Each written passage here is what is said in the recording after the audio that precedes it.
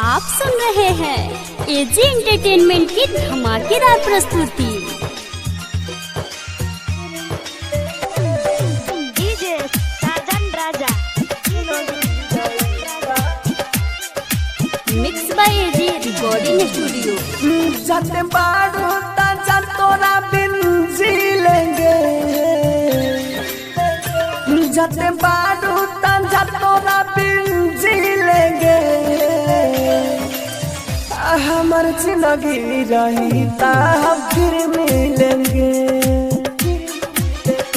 हमार जिंदगी रही ता हम फिर मिलेंगे।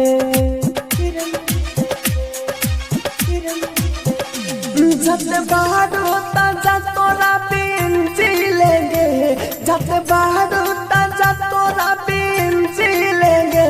हमार जिंदगी रही ता हम फिर मिलेंगे, हमार जिंदगी रही ता हम फिर मिलेंगे।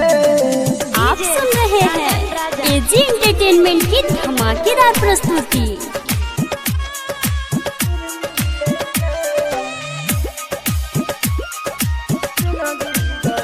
Mix by AG recording studio.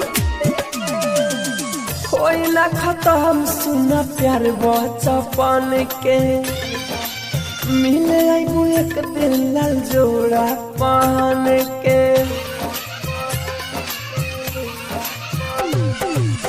होई ना खत्म सुना प्यार बचपन के, मिले आईबू एक दिन लाल जोड़ा पहन के। कपड़ा फाटल ना हवे के हम सिलेंगे, कपड़ा फाटल ना हवे के हम सिलेंगे।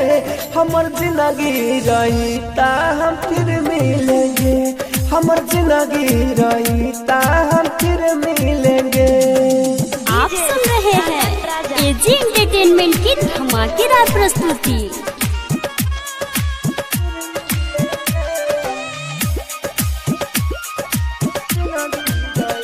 Mix by AG recording studio. दिलावा में भटे तोरा राहुल राजा धानी, लकी अनिल के हवे कहानी।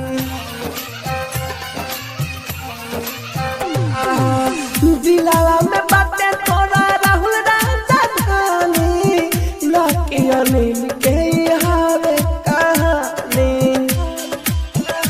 मनोज भाई जहर पी लेंगे, मनोज भाई जहर पी लेंगे।